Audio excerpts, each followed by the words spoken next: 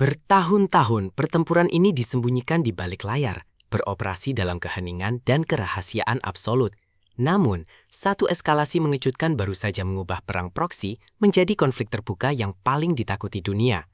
Selamat datang dalam investigasi khusus kami. Hari ini, kita akan mengupas bagaimana strategi militer Iran mengalami pergeseran radikal. Dari sebuah perang bayangan yang mengandalkan jaringan milisi rahasia, kini berubah wujud menjadi konfrontasi militer frontal berskala besar. Pergeseran taktik ini bukan sekedar manuver regional biasa, melainkan sebuah gempa geopolitik yang memaksa negara-negara barat untuk merombak total doktrin pertahanan mereka secara permanen. Selama lebih dari 4 dekade, Republik Islam Iran menyempurnakan seni perang asimetris atau yang sering disebut sebagai perang bayangan. Daripada menghadapi kekuatan superior barat atau negara pesaing regional secara langsung, Teheran memilih jalur yang lebih cerdik dan mematikan. Mereka menginvestasikan miliaran dolar untuk membangun, melatih, dan mendanai jaringan proksi di seluruh Timur Tengah. Strategi ini dirancang untuk menciptakan penyangkalan yang dapat dipercaya, memungkinkan Iran untuk memberikan tekanan geopolitik tanpa memicu serangan balasan langsung ke wilayah kedaulatan mereka sendiri. Konsep ini menjadi fondasi utama keamanan nasional mereka selama bertahun-tahun. Jaringan rumit ini dikenal oleh mereka sebagai poros perlawanan, sebuah gurita militer yang tentakelnya menjangkau berbagai negara rapuh di kawasan tersebut, mulai dari perbatasan utara Lebanon, pegunungan terjal di Yaman, hingga berbagai markas bersenjata di Irak dan Suriah. Pasukan khusus dari Korps Garda Revolusi Islam bertugas sebagai otak operasional di balik layar ini. Mereka mentransfer teknologi militer canggih, memfasilitasi jalur logistik rahasia, dan mengarahkan target serangan strategis. Lewat proksi-proksi ini, Teheran berhasil memperluas hegemoni dan pengaruh politiknya tanpa harus mengerahkan satupun pasukan regulernya secara resmi. Namun, selama 1 dekade terakhir, ada perubahan sangat signifikan dalam kualitas persenjataan yang didistribusikan. Bukan lagi sekadar senapan serbung atau roket rakitan yang tidak akurat. Fasilitas bawah tanah rahasia mulai menyuplai drone kamikaze jarak jauh, rudal balistik presisi tinggi, dan teknologi anti kapal yang sangat canggih ke tangan para proksi.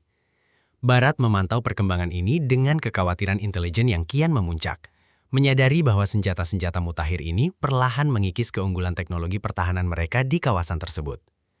Gurita militer ini perlahan menjelma menjadi ancaman nyata yang mengubah keseimbangan militer tradisional. Titik balik dari doktrin militer ini terjadi dalam satu malam yang mencekam, ketika sejarah mencatat eskalasi yang belum pernah terjadi sebelumnya. Untuk pertama kalinya, perisai kehati-hatian itu dibuang jauh-jauh.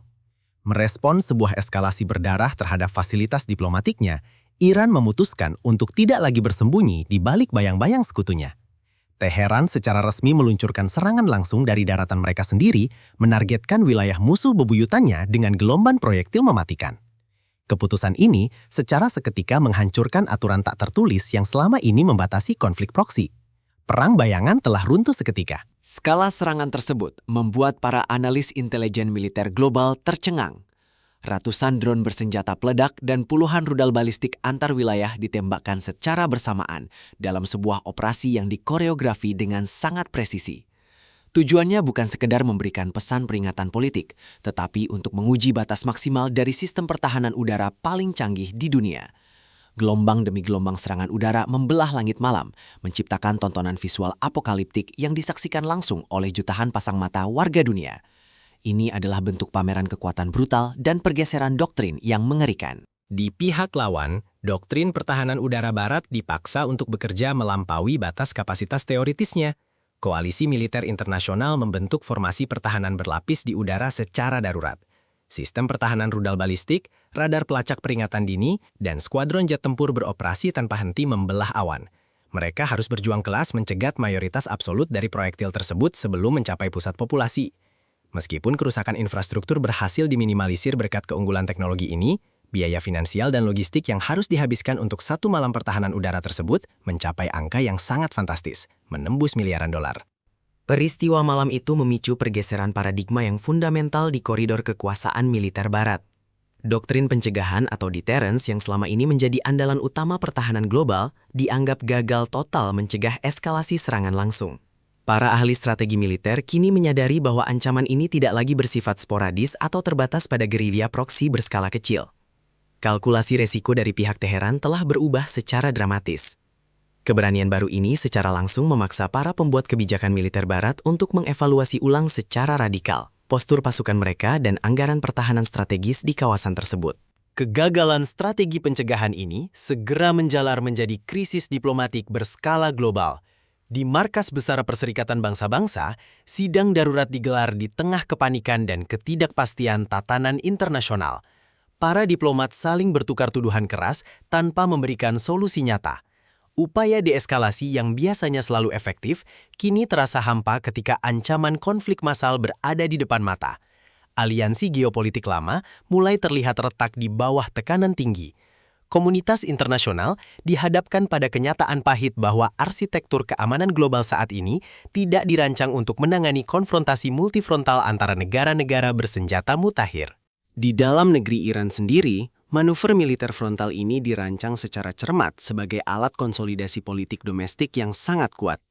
Menghadapi tekanan ekonomi yang parah, serta dinamika politik internal yang bergejolak, faksi garis keras sangat membutuhkan narasi pemersatu yang heroik.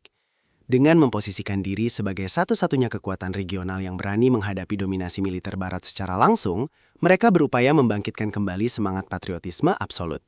Serangan terbuka ini didengungkan sebagai kemenangan besar, sebuah demonstrasi kemampuan yang secara bersamaan mengintimidasi kekuatan asing sekaligus meredam berbagai kritik di dalam negeri. Gelombang kejut dari eskalasi militer konvensional ini dengan cepat menghantam jantung perekonomian global tanpa ampun. Pasar minyak mentah dunia langsung mengalami volatilitas ekstrim yang belum pernah terlihat dalam beberapa dekade terakhir. Rute pelayaran komersial strategis yang menjadi urat nadi perdagangan internasional tiba-tiba dibayangi oleh resiko serangan udara tanpa henti. Perusahaan asuransi maritim meroketkan premi operasional mereka, memaksa kapal-kapal kargo raksasa mencari rute aman yang jauh lebih mahal. Ancaman resesi global kembali menganga, membuktikan betapa rentannya stabilitas ekonomi dunia terhadap percikan kecil konflik di jalur pasokan energi terbesar. Bagi para pembuat kebijakan di berbagai ibu kota negara-negara Barat, situasi yang berkembang menghadirkan dilema strategis yang sangat mematikan. Merespon serangan frontal ini dengan kekuatan militer penuh dapat dengan mudah memicu perang regional berskala benua yang berpotensi kuat menarik keterlibatan negara-negara nuklir lainnya. Namun di sisi sebaliknya, menahan diri dari serangan balasan akan diinterpretasikan sebagai tanda kelemahan absolut, memberikan ruang bernapas bagi eskalasi yang lebih besar di masa depan.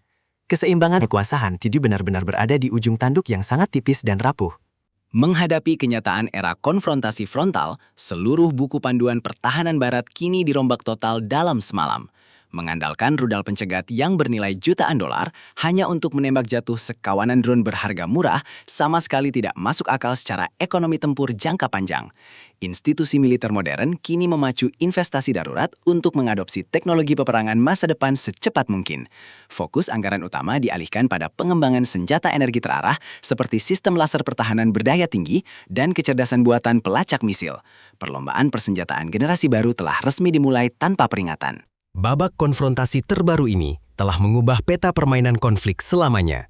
Wilayah yang rentan ini kini berada dalam status kesiagaan militer paling tinggi yang tidak pernah dialami sejak memuncaknya Perang Dingin.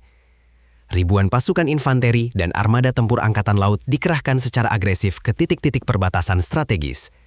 Garis merah maya yang selama bertahun-tahun dihormati oleh semua pihak kini telah dilanggar secara brutal.